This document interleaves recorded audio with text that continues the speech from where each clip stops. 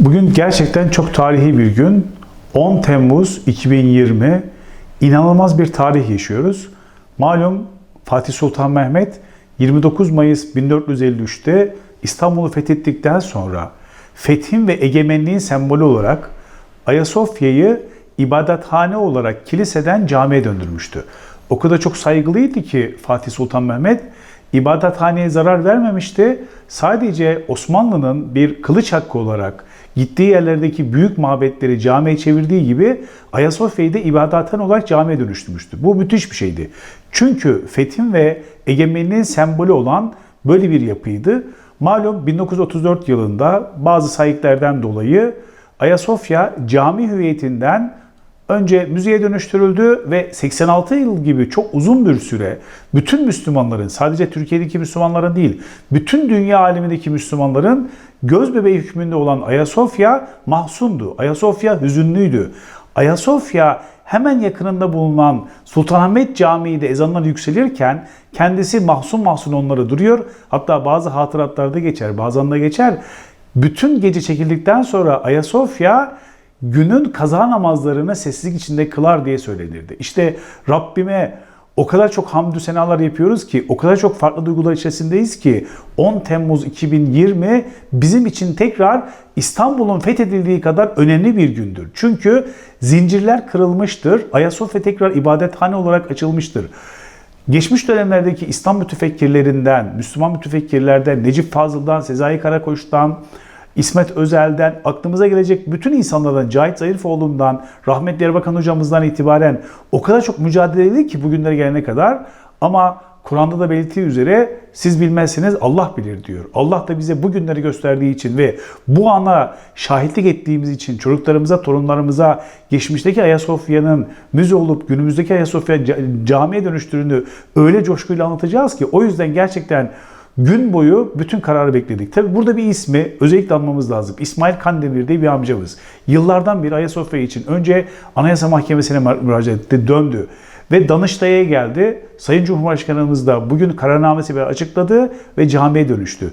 Uzun yılların, 86 yıllık uzun bir bekleyişin sonudur bugün. O yüzden başta Sayın Cumhurbaşkanımız olmak üzere bu kararda emeği geçen herkese, dua eden herkese binlerce kez teşekkür ediyoruz. Ve şu an biz öyle bir olaydan kurtulduk ki malum Fatih Sultan Mehmet Han Hazretleri Ayasofya'yı camiye dönüştürdükten sonra bir vakıf yayınlıyor. O vakıfta diyor ki kim ki benden sonra bu mabedi cami dışında bir şey için kullanırsa Allah'ın, meleklerin laneti kıyamete kadar onun üzerinde olsun diyor. Biz aslında bugünkü kararla üzerimizdeki o laneti de atmış olduk. O yüzden bu karardaki emeği geçen bütün herkese binlerce şükrediyoruz. Biz o karardan kurtulmuş olduk. Biraz geçmişe dönersek, Ayasofya İslam alemi için o kadar çok önemli bir yerdir ki inanıyorum ben şu an zulüm altında bulunan Kudüs'te ki malum İsrail Kudüs'ü başkent yapmaya çalışıyor. Ayasofya'nın tekrar camiye döndürülmesi, İsrail'in Kudüs'ü başkent yapmasına çok büyük bir cevap olacak. Bütün İslam aleminin yüreği bugün inanıyorum ki bu kararla beraber atacaktır. Geçmiş dönemlerde ben yüksek lisans tezi yaparken Ayasofya'yı biraz incelemiştim. Ayasofya camiye çevirdikten sonra 4 tane minaresi var malum. 4 minare 3 farklı padişah zamanında yapılmıştır. Fatih Sultan Mehmet zamanında, 2. Beyazıt ve Kanuni zamanında. Minnetle andığımız, rahmetle andığımız Mimar Sinan öyle 2 tane minare koymuş ki minarelerden Ayasofya'nın kubbesine payanda atmış. Bu zihniyet camiyi müzeye dönüştürdükten sonra müze hüviyeti için minareleri yıkmaya karar veriyorlar. Bunlar tarihi gerçektir. Sonra bir inceliyorlar ki Ayasofya'nın minarelerini yıktığınız zaman o Mimar Sinan'ın tavana atmış olduğu tavanda da yıkılacak ve kubbe gidecek. Bu riski göze alamadıkları için minareye dokunmuyorlar. Müzeye çevirdikten sonra camiye dair ne varsa içeride hepsini almaya çalışmışlar. Bakın şu an Ayasofya'ya gittiğiniz zaman çok büyük hüsnatları görürsünüz. Bu hüsnatların sahibi Kazasker Mustafa İzzet Efendi'dir. Ve onlar çapı 7,5 metre boyunda. Müthiş bir şey.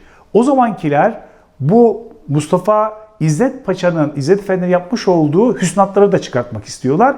Yere indiriyorlar. Fakat Allah'ın bir nimeti olarak o hüsnatlar kapıdan dışarı çıkmadığı için tekrar yerine asmak zorunda kalıyorlardı. Ne zaman Ayasofya'ya gitsem sadece orada Allah lafızlarını gördük. Başka camiye dair bir şey görmezdik. Bu yüzden biz şükrediyoruz ve dua ediyoruz ki bugünleri hamdolsun bize Allah gösterdi.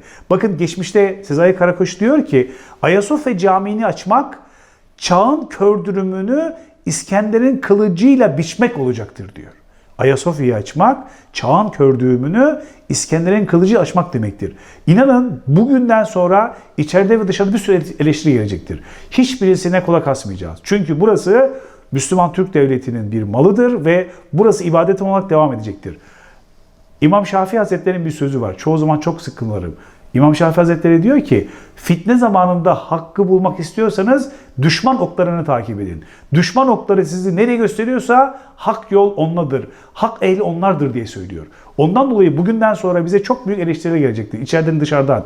Hemen şimdi Rusya parlamentosundan bir açıklama geldi. Avrupa Birliği yapacak, onlar yapacaklar, hep yapacaklar. Hiçbirinin hükmü yok. Burası fethin, egemenliğin sembolüydü ve Allah bize bunu gösterdi. Ve inanıyoruz ki İslam alemi şu an bu kararı sevinçle karşılıyor. Çünkü bir ağlayan, hüzünlü Kudüs'ümüz var. Bu karar, dua ediyoruz ve temenni ediyoruz ki Kudüs'e de bir denk gelecektir. Oranın da kurtulmasına vesile olacaktır. Bundan dolayı ne kadar şükretsek azdır diyoruz. Halil İnancık'ın bir sözü var. O da çok önemlidir. Diyor ki Halil İnancık, Allah rahmet eylesin, Batı hiçbir zaman İstanbul'un fethini ve Ayasofya'yı unutmadı.